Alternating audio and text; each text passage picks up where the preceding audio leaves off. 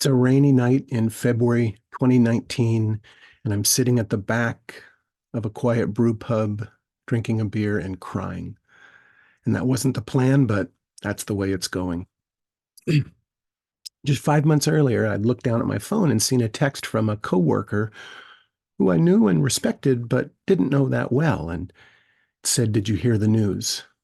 And I immediately called her, and she shared with me that a mutual friend and colleague of ours had gone through an unimaginable, tragic personal loss.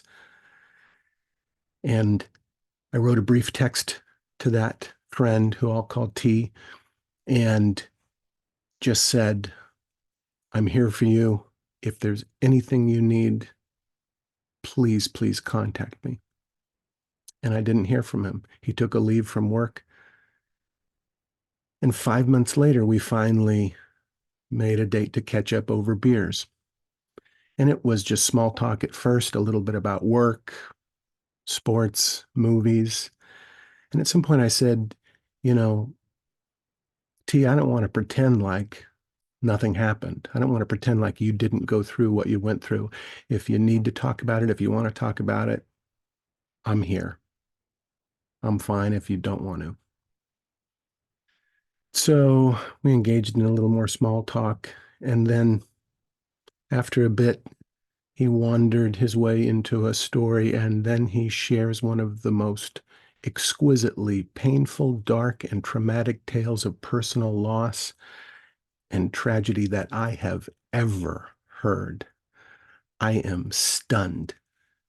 And sitting there, oblivious to the world around us, we both cry. Eventually, we come up for air and we process the story that he just told me. He said, I had no intention of telling you that story. The only person I've ever told that story to is the police. And we got to talking about the power of sharing one's story. And he said, "Well, yeah, you ever heard of the Moth?" And I said, "No, what's that?" And he said, "Well, it's just an organization that promotes storytelling. People just tell true personal stories." And I said, "That's it? People just tell personal stories?" And he says, "Yeah." And I had said to him, even if you never plan to tell this story or share this story anywhere, you should write it down. You should record it. I think that someday this story could be helpful to someone. It could bring solace.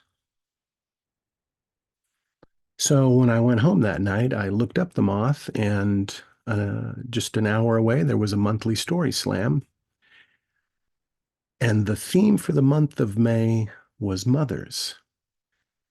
And there is one story that I had wanted to tell for years about my mom. So I put a story together. I got the courage. And a few months later, I drove down by myself and dropped my name in the hat. And lucky for me, I didn't get called because I wasn't ready.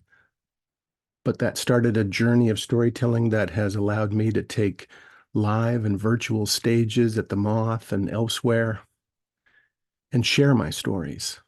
So I'm thankful to T for giving me the courage to speak up and to put my name in the hat.